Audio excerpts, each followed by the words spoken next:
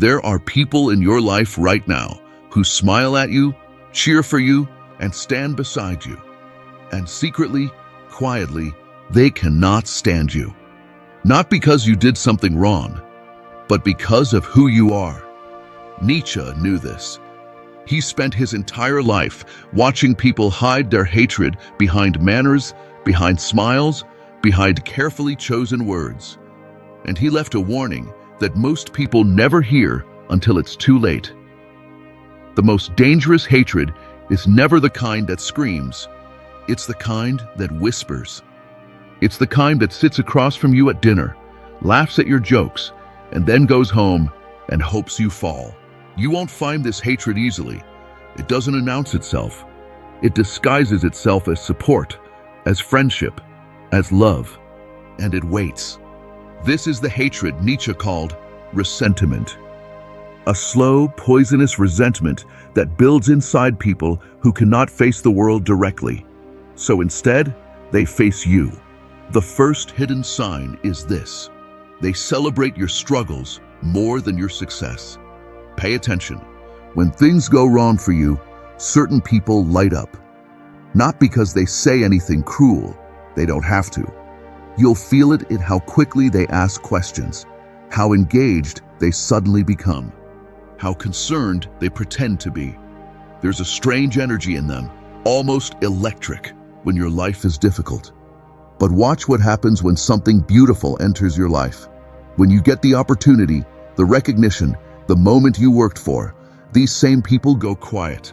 Their congratulations feel hollow. Their smiles don't reach their eyes. They change the subject.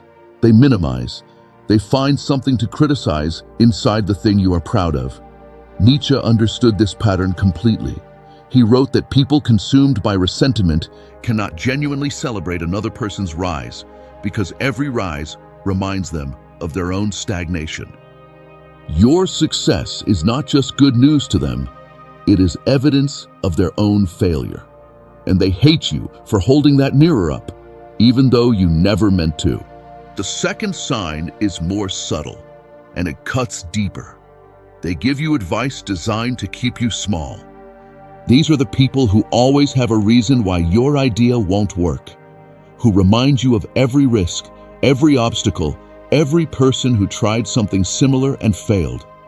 On the surface, it sounds like wisdom. It sounds like they care. But listen carefully to what they're actually saying. They never push you forward. They only pull you back. Nietzsche called this the morality of the weak, the need to drag others down to the level where they feel comfortable. When someone secretly hates you, your growth terrifies them, because your growth exposes them. So they dress their fear up as concern, and they hand it to you like a gift. I'm just being realistic. I just don't want you to get hurt. I'm only saying this because I care. And slowly, if you're not careful, you start to believe them. You start to shrink. You start to mistake their ceiling for your limit. This is how hidden hatred works. It doesn't break you loudly. It convinces you to break yourself quietly. The third sign is perhaps the most painful of all. They remember your lowest moments with too much detail. Everyone makes mistakes. Everyone goes through periods of darkness, failure, and humiliation. The people who truly love you remember these moments with compassion. They let them fade. But the people who secretly hate you, they archive them. They bring them back at precisely the right moment, wrapped in a thin layer of fake concern. I'm just reminding you because I don't want you to repeat it. Remember when you tried something like this before? They use your past as a leash. They use your old wounds as weapons. And they do it so gently, with such apparent love, that you feel guilty for even noticing. Nietzsche saw this as the cruelest form of human weakness, the inability to allow another person to transform. Because if you change, if you grow beyond your worst moment, then they lose the version of you that makes them feel superior.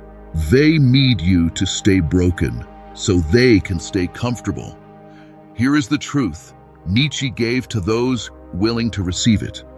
Not everyone who stays close to you is on your side. Some people stay close precisely because it gives them access to you. Access to your doubts, your fears, your vulnerabilities. They don't hate you the way an enemy hates, with distance and declaration. They hate you the way a shadow hates the light, by following it everywhere and never letting it fully shine. So what do you do with this?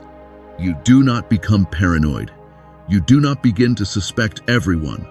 That would make you exactly the kind of person you are trying to protect yourself from. Instead, you become more awake. You pay attention to who is genuinely energized by your victories. You notice who pushes you toward your potential and who always finds a reason to question it. You feel who holds your past against you and who releases it without condition. Nietzsche believed the highest form of self-mastery was learning to live without the need for the approval of those who envy you. Not to punish them, not to expose them, simply to see them clearly and to keep moving, because the most powerful response to hidden hatred is not confrontation. It is relentless, unapologetic growth. It is becoming so fully yourself that no amount of quiet resentment can reach you anymore. Some people will never celebrate you, and that is not your burden to carry. It is theirs.